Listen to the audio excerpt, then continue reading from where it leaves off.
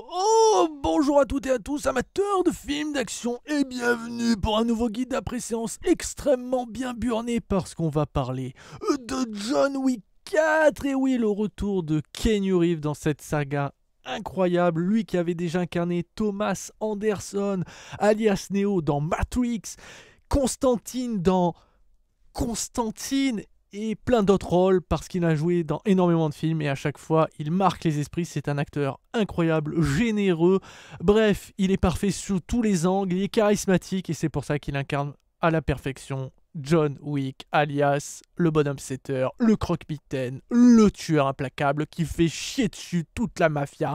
Toutes les mafias réunies ne peuvent rien contre lui. La grande table se pose des questions et va-t-elle enfin résoudre le problème de John Wick? C'est ce que vous découvrirez dans ce quatrième opus qui dure pas moins de 2h50.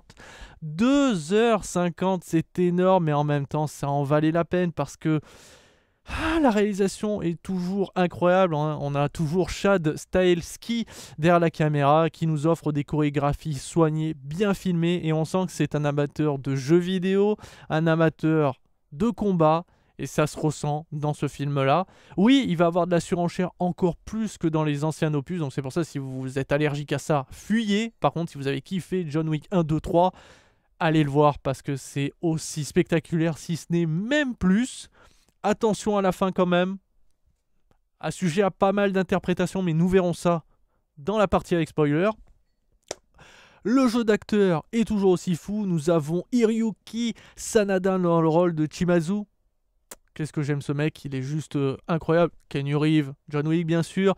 Laurence Fishburne dans le rôle de Bowery King. Donnie Yen dans le rôle de Kane. Bon, lui, c'est plus un problème... Enfin, voilà, quoi. Là, niveau surenchère, on a peut-être un petit peu poussé le bouchon. Mais ça passe. Mais c'est quand même problématique. Mais on en viendra un peu plus dans les détails après. Et on va citer, bien sûr, Winston, incarné toujours par Ian McShane.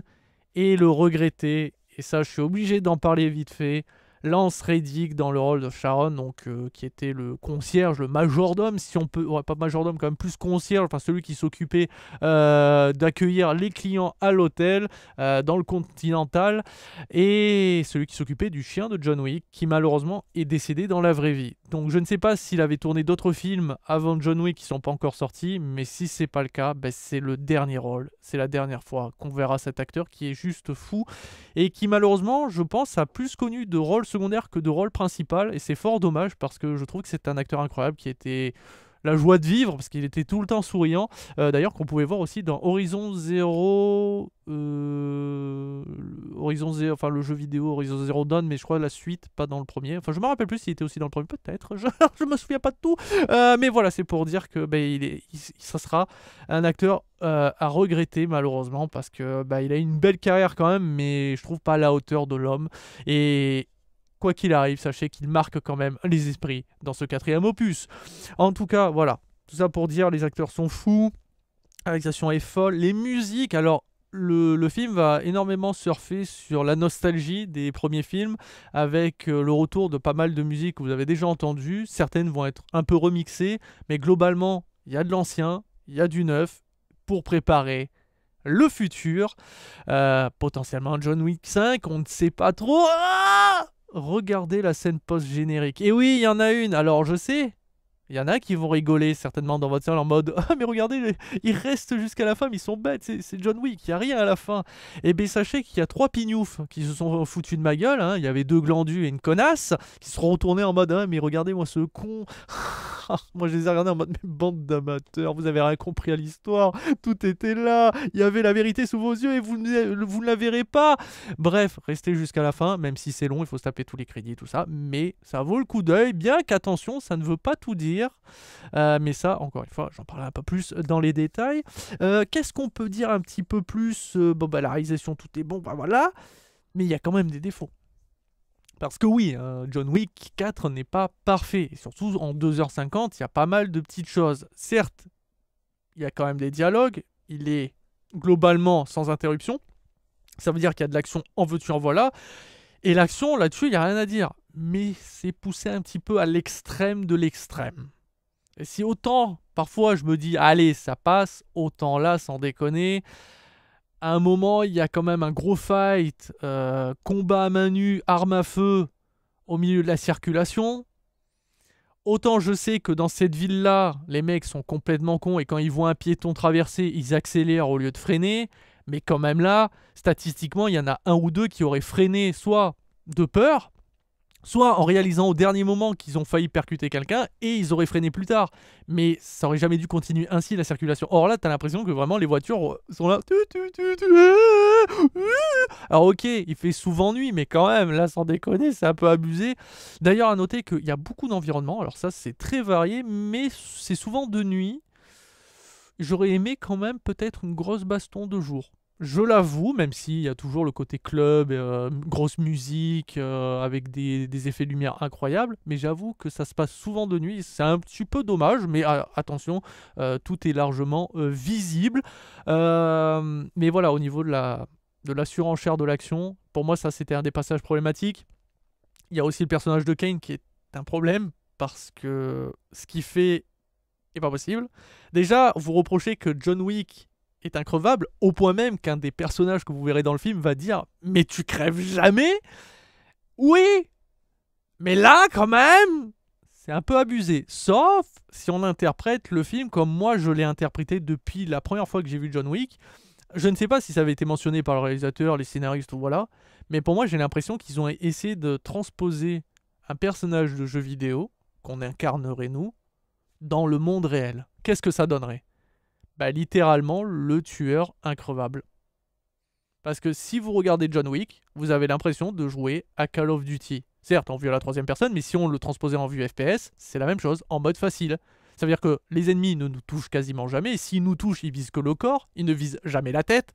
Et c'est d'ailleurs pour ça que quand tu vois John Wick mettre son gilet par balle, enfin pas sa veste par balle, au-dessus de lui en mode pour essayer de se protéger la tête, tu te dis mais ça sert à quoi? Parce que systématiquement les mecs visent le torse, ils ne visent jamais la tête. Ou en tout cas ça donne pas l'impression, sachant qu'à plusieurs reprises on voit les ennemis qui pourraient presque le toucher, ou des fois ils avancent en mode ligne droite, ils ne regardent pas à côté d'eux, et tu te dis mais c'est exagéré, mais en fait non, parce que c'est comme ça que fonctionnerait une IA dans un jeu vidéo en mode facile. Et c'est pour ça que quand il prend des blessures, c'est pas des blessures extrêmement graves, et il lui faut genre même pas quelques heures, voire une grosse journée à tout péter pour reprendre des forces et courir le marathon comme s'il n'avait aucune blessure. Et même si la blessure s'ouvre à nouveau, il a mal, mais il peut largement tuer tout le monde. Et d'ailleurs, si vous regardez le premier opus, on avait la sensation d'avoir un John Wick qui, bon bah voilà, il avait plus l'habitude de se battre et tout, mais qu'il avait quand même les réflexes, comme un joueur qui a arrêté le jeu depuis un moment, mais quand il reprend la manette ou le clavier souris, a les réflexes du joueur, donc il met toujours des têtes, etc. Mais il est un peu rouillé au niveau des déplacements, le temps de retrouver ses repères, savoir où il doit aller. C'est pour ça qu'il y a vraiment cette sensation de jeu vidéo qui est encore plus poussée ici, parce qu'il y a littéralement une scène qui fait référence, et pour moi j'en suis convaincu, mais peut-être que je me trompe, à Hotline Miami, avec une caméra en vue du dessus. Et on voit John Wick en contrebas, et on voit toutes les pièces un petit peu espacées, où on voit à chaque fois les ennemis par-ci par-là. Et c'est hyper stylé. Et dans Hotline Miami, c'est littéralement ça, où on voit la vue du dessus, donc on voit chaque pièce, on voit tous les ennemis placés, et on doit avancer dans chacune pour tuer tout le monde. Et si on se fait toucher, bah forcément rebolote, game over, on recommence à zéro. Et le but, c'est de tuer tout le monde le plus rapidement possible. Et c'est la même scène dans John Wick. Et franchement, c'est hyper bien fait. Et d'ailleurs, ça met un petit peu de fraîcheur, parce que c'est vrai que même si les chorégraphies sont très stylées, les combats, on a déjà vu ça en fait dans John Wick, c'est toujours aussi explosif, que ce soit les combats à main nue ou à arme à feu, mais les chorégraphies sont à peu près toujours les mêmes. John Wick n'a pas un panel ultra évolué, hormis les personnages à côté, par-ci par-là, qui ont leur propre pattern ou leur propre chorégraphie, mais lui c'est toujours un peu la même chose, donc c'est du déjà vu. Mais c'est vrai que ce changement de caméra, qui arrive quand même assez tard, est très intéressant, et franchement, tu te dis mais je suis dans un jeu vidéo. Et c'est pour ça qu'en fait, la surenchère qui est proposée, que ce soit à cause de Kane ou même de John qui meurt jamais, qui prend jamais de graves blessures, ne me pose problème. Parce que j'ai l'impression d'être dans un jeu vidéo. C'est comme ça que j'avais toujours interprété ces films-là. Et je ne sais pas si c'est recherché, mais en tout cas, moi, c'est ce que je ressens. Il y a une petite référence à Jurassic Park. Je ne la cite pas. Je pense que vous allez la comprendre par vous-même. Elle Elle est pas très subtile, mais voilà, ça fait plaisir. Si c'est pas Jurassic Park, je me suis gouré, mais quand même. Et après, c'est plutôt au niveau scénaristique que le bas blesse sur certains aspects. L'histoire de la bague au début. Voilà. Ouais, bah, je cherche encore. Voilà, vous comprendrez quand vous verrez le film. Et la prime aussi sur John, puisque je vous rappelle que bah, suite aux événements qu'il y a dans le 2 et dans le 3, bah, il est excommunié. La grande table, donc toutes les grandes mafias du monde, veulent sa mort. Et donc lui file une prime sur la gueule. J'avais souvenir que la prime était plus élevée dans le 2, ou peut-être que c'est... je me rappelle plus. Mais là, sans déconner, Luffy de One Piece doit bien se marrer. Parce qu'on a quand même John Wick qui tue à tout va, et Luffy qui tue jamais qui que ce soit, et pourtant il y en a un des deux qui a une prime plus élevée que l'autre. Alors quand même que lui, il se tape toutes les mafias, contre lui, tout le monde veut sa peau, mais il se tape une prime ridicule. Ça n'a aucun sens. Enfin franchement, j'étais là en mode, c'est complètement con. Après, il y a une nouvelle institution, parce que je rappelle que dans le 3, il y avait l'adjudicatrice qui représente la grande table, mais c'était une nouvelle fonction. Là, on va voir le marquis. Voilà, il y a un peu de nouveauté, mais on développe pas plus que ça. Je veux dire, on sait pas trop vraiment d'où vient finalement toutes ces mafias, la grande table, pourquoi le marquis, tout ça. Il y a peu de développement, ce qui est un peu dommage, même au niveau de John, même si on sait déjà un petit peu son background, mais ça aurait été sympa un peu plus de lore, parce que j'avoue, il m'intéresse le croque-mitaine, d'avoir un peu plus d'histoire sur lui, ou voilà. Mais après, ça reste toujours aussi bon, même s'il y a des morts un peu moins spectaculaires. Alors, attention, ça reste toujours spectaculaire, mais je rappelle qu'il a quand même tué des gens avec des crayons. Il y aurait pu avoir un petit peu de nouveauté, mais sinon ça passe. À noter que j'ai ri aussi dans le film. Le film est drôle sur certains combats. Quand John frappe des mecs avec certaines armes, c'est quand même très drôle, surtout par rapport au comportement des assassins de John. C'est assez cocasse. Mais bref, on voyage, on en prend plein les yeux, plein les oreilles. Franchement, c'est un excellent divertissement. Il n'est pas parfait, mais si vous avez kiffé les anciens, vous le kifferez. Par contre, encore une fois, le scénario le bas blesse un petit peu sur certains aspects, sur la surenchère, surtout si vous n'êtes pas comme moi et que vous vous dites ok c'est un jeu vidéo. Mais bon, donc c'est tout ce que je vais, je pense, dire dans la partie sans spoil, parce que sinon je risque de dévoiler des petits éléments scénaristiques et je ne veux pas le faire. Grosso merdo, je vous ai dit tout ce qu'il y avait à dire. Ce film est du John Wick pur et dur pendant 2h50. Après, ceux qui vous disent, oui, c'est sans temps mort, si, il y a quand même des moments où il y a des dialogues, il y a un moment où on voit pas John Wick pendant un certain temps, on va voir d'autres personnes, etc. Il y a quand même du dialogue, mais c'est vrai qu'il y a beaucoup d'action, autant que dans les autres opus, et toujours desservi avec une excellente bande-son. Ben voilà, qui va conclure cette partie sans spoil. Là, je vais attaquer l'histoire, je vais vraiment rentrer dans les détails pour vous dire ce que j'ai interprété, pourquoi, etc. Et vous expliquer plus en profondeur ce qui m'a dérangé sur certains aspects. Donc si vous êtes resté là, c'est que vous avez déjà vu le film ou que vous en avez à foutre de spoil, mais venez pas vous plaindre parce que là, je vais vraiment tout vous raconter, même la scène post-générique. Enfin, la scène à la fin du générique. Ça se dit post-générique, je crois. Bref, donc qu'est-ce qui m'a vraiment dérangé dans ce John Wick 4 ? Bah déjà, comme j'avais cité, l'histoire de la bague. Cette bague, je comprends, hein, puisqu'on sait que John, dès qu'il a un truc en tête, il n'y a rien qui peut l'arrêter. On l'avait vu avec l'histoire du chien et de sa bagnole. Au point même qu'il détruit sa propre bagnole et qu'après on la revoit jamais. On sait qu'elle est en réparation, mais apparemment toujours pas réparée. Et il a eu cette mésaventure avec la bague de sa femme, puisque je rappelle qu'il s'est coupé le doigt et que la grande table, je me rappelle plus comment il s'appelle, le grand méchant, là, le grand Manitou qui contrôle tout, elle lui a pris la bague comme preuve de sa servitude, de son esclavage. Ça se dit ça ? De sa soumission, ça serait mieux. Et il veut la récupérer. Sauf que le mec lui dit j'ai pas ta bague, je sais pas où elle est. Et puis après, l'histoire de la bague, c'est terminé. Et ça me pose un peu souci, parce que le connaissant, je pense que c'était l'élément central qui aurait quasiment fait tout le film à la recherche de sa bague, tout en éliminant tout le monde, parce que c'est aussi son projet, mais avant tout ça. Donc ça passe un petit peu à la trappe. Il y a aussi le coup de Akira, donc cette femme qui veut se venger de Kane qui a tué son père. Et elle dit à John, c'est simple, si tu ne tues pas Kane, c'est moi qui le ferai. Et après ça arrive assez rapidement au début du film, au Continental d'Osaka. Et Elle disparaît pendant tout le film, on ne la reverra plus jamais. Et là, je me suis dit, c'est bizarre, parce qu'on la voit pas. Et quand on arrive à la fin du film, je rappelle, pour ceux et celles qui auraient oublié, malheureusement, John Wick meurt. Enfin, ça, c'est sur le papier. Et puis après, nous avons la fameuse scène qui nous montre que Akira va se venger de Kane en le poignardant. C'est la scène qui est montrée telle quelle. Et c'est pour ça que quelque part, ça m'a déjà mis la puce à l'oreille. Elle disparaît, on ne la revoit plus. Alors je sais, c'est pas la première fois dans John Wick, on a dans le 2, Cassian, si je me souviens bien, c'est dans le 2, que Cassian se fait poignarder par John et après on le revoit plus dans le film. Même si techniquement il est encore en vie parce qu'il lui dit que tu peux aller te faire soigner, tu en mourras pas. Donc on aurait pu le revoir dans le film, mais on le revoit jamais. Donc ça aurait pu le faire le même coup, sauf que elle parle bien d'une vengeance et on sait que John ne tue pas Kane à la fin.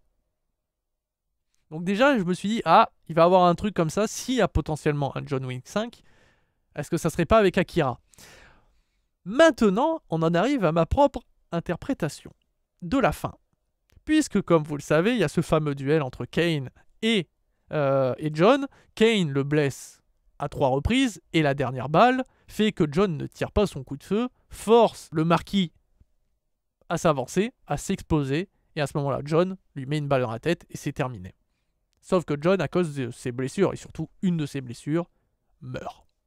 On voit d'ailleurs Winston en larmes, en tout cas il a larmes aux yeux, il lui dit pas de souci, il sait qu'il est en train de mourir, et on voit John s'écrouler d'ailleurs sur l'escalier du Sacré-Cœur quand même. Belle symbolique, n'est-ce pas? De l'homme qui a enfin réussi à s'enlever ses chaînes, a réussi à arrêter toute cette folie. Il stoppe, il peut s'en aller, rejoindre sa femme. D'ailleurs, il y a tout ce flashback, c'est magnifique. Sauf que si vous avez regardé John Wick 3, vous avez constaté qu'il a exactement la même blessure qu'il l'a infligée au médecin. Puisque, ou en tout cas, à quelques millimètres près. Parce que, si vous vous souvenez, donc, il s'est fait excommunier, il ne peut plus être aidé par personne, sauf qu'à un moment, il est grièvement blessé, et il veut se faire soigner. Donc il va voir le médecin, il lui reste un peu de temps, et celui-ci le soigne, sauf que il a bouffé du temps, et malheureusement, la table va le savoir. En tout cas, ils s'en douteront. Donc le médecin lui dit, tirez-moi dessus, une première balle dans l'épaule, ce que reçoit étrangement John Wick la première fois qu'il affronte Kane. Il se prend une balle dans l'épaule, au même endroit, et après il reçoit une deuxième balle, John, je crois que c'est dans le flanc droit ou par là, mais la troisième balle, c'est là où le médecin va lui dire « Je vous conseille de me tirer au-dessus de la côte flottante ou je sais pas quoi, ça touchera pas des organes vitaux, certes je vais faire une hémorragie, mais je ne... » Enfin, il va pas mourir, quoi. Donc John lui tire dessus, et quand vous regardez, Kane tire exactement au même endroit. Donc pour moi, de mon interprétation, John ne meurt absolument pas. Mais vous allez me dire, mais oui, mais c'est bizarre parce qu'à la fin, on voit Winston et le King se réunir avec le chien en plus devant la tombe avec écrit la phrase que voulait faire graver John. Je crois, un mari aimant. Donc il se recueille et tout en disant ça c'est la fin, tout ça. Est-ce qu'il est au paradis? Est-ce qu'il est en enfer? Et t'as Winston qui dit seul Dieu le sait. Et puis il y a la fameuse scène post-générique. Et là, pendant cette scène, avant qu'on voit Akira et Kane, pendant un bref instant, on voit un mec de dos avec une grande chevelure noire, habillé de noir. C'est très bref. Et je crois que c'est John Wick. Mais peut-être que c'est juste moi qui ai interprété ainsi. Et ce qui fait que d'ailleurs, en plus, en l'interprétant comme ce que je suis en train de le faire, la mort de John Wick m'impacte un peu moins. Ça veut dire que j'étais pas là en mode putain, mais il est vraiment mort? Je suis là en mode je pense pas qu'il soit mort. Et en fait, du coup, soit je suis un génie, j'ai vu comment c'était disposé, et donc je sais ce qui va arriver dans John Wick 5 et on va voir le retour de John Wick. Ou alors je suis un gros pigeon et je me leurre, et du coup j'aurai un effet de surprise de malade pour le 5e opus s'il arrive, mais normalement il est en pré-production, puisque d'ailleurs il faut savoir que si vous regardez sur Wikipédia la liste, les travaux du réalisateur, vous allez voir qu'en dessous de John Wick 4, il y a écrit John Wick 5 production, en cours de réalisation en tout cas. Je vous avoue Peut-être que je me gourre, peut-être que j'ai raison, mais il y a un truc qui fait me dire que c'est bizarre. Parce que John a survécu à tout, et il se prend cette blessure-là qui le tue, alors qu'il s'est pris des coups de couteau, il s'est pris plus de blessures bien plus graves, il a survécu à bien plus grave, et pourtant, là, il mourrait. Alors après, vous allez me dire, mais parce qu'il a enfin fait ce qu'il devait faire. Il a payé ses dettes, il a sauvé son honneur, en tout cas. Ce qui était le plus important, c'est que quelque part, même s'il vient à mourir, il ne soit pas entaché, et en plus de ça, qu'il nuit pas aussi à Winston ou à ses amis. Il a sauvé tout le monde quelque part, il a payé sa dette, et comme ça, tout le monde est libre. Même si Kane, malheureusement, techniquement, va mourir de la main de Akira, parce que John Wick a oublié ce petit détail. Ou alors, il ne l'a pas oublié, s'il n'est pas mort. Ah ouais. Bref, tout ça pour dire que c'est fou, je sais pas quoi. C'est 2h50 qui m'ont fait fumer le cerveau, entre guillemets, parce qu'après, je rappelle, Kane, il est aveugle hein, quand même. Hein. Et vous avez vu tout ce qu'il fait. Si on n'est pas dans un jeu vidéo, je vois pas où on est. Hein. Parce que je sais que les aveugles peuvent, avec l'entraînement et puis même avec le temps, ils ont les autres sens qui se développent un peu mieux. Ils entendent beaucoup mieux, tout ça. Et on l'a déjà vu hein, dans des mangas, des animés, des personnages aveugles qui sont ultra pétés, même dans Rogue One. Et si je prends Donnie Yen qui incarne Kane, il a incarné l'aveugle dans Rogue One. Oui. Voilà. Donc, est-ce qu'il a gardé ses pouvoirs de Rogue One de Star Wars ou pas? Mais sachez que c'est pour moi l'élément peut-être le plus problématique de ce John Wick 4, c'est que beaucoup pourront dire « Oh là, c'est la méga surenchère, là, ça c'est abusé. » Autant John qui se prend pas des balles, allez, pourquoi pas. Les autres, ils sont aveugles, tout ça. Mais un aveugle qui touche à 50 mètres des mecs sans problème, il fait genre je vise n'importe où, mais il vise quand même assez précisément, c'est un peu abusé. Même s'il fait genre, quand il s'approche de John, qu'il est à terre, lui il est là en mode putain, si je fais le moindre bruit, je lâche une caisse, il me tire dessus, c'est fini. T'es là en mode ouais, mais depuis tout à l'heure, tu vois à 400 bornes. C'est un... Je te vois, hein, avec tes lunettes, hein. Je vois parfaitement. Hein.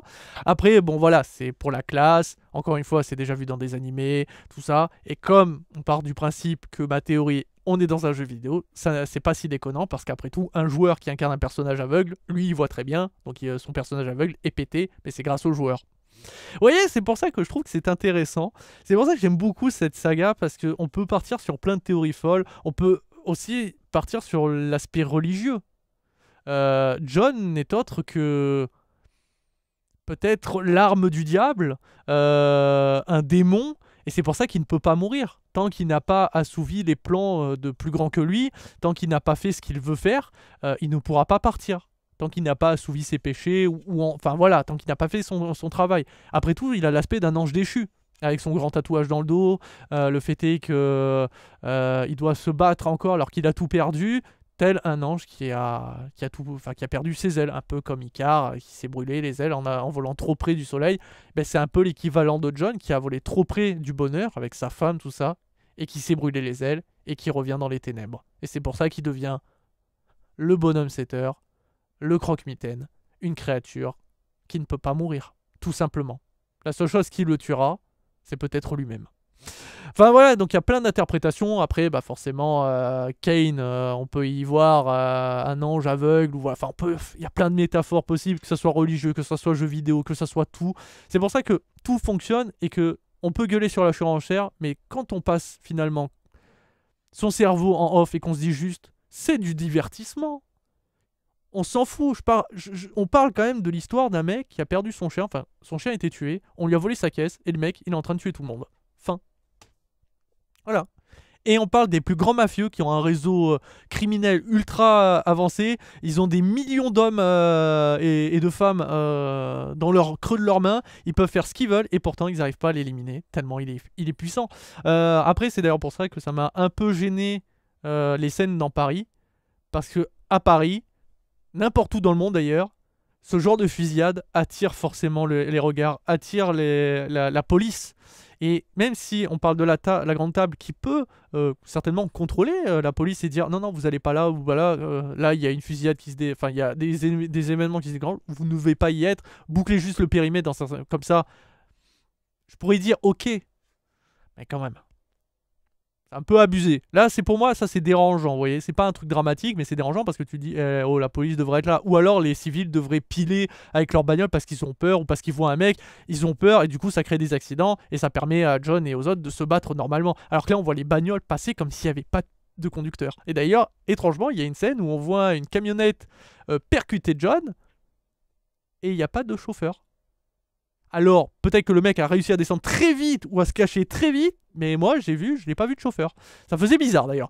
Mais voilà, après, c'est des petits éléments par-ci par-là. Le film est incroyable, j'ai surkiffé, je le reverrai avec grand plaisir. La scène à la version Hotline Miami fonctionne du feu de Dieu, et j'espère que ma théorie est bonne et que John Wick n'est pas mort. Sinon, eh bien, écoutez, j'aurai une grande surprise dans John Wick 5 s'il arrive à sortir un jour, et c'est pour ça que je vais noter ce film 5 sur 5.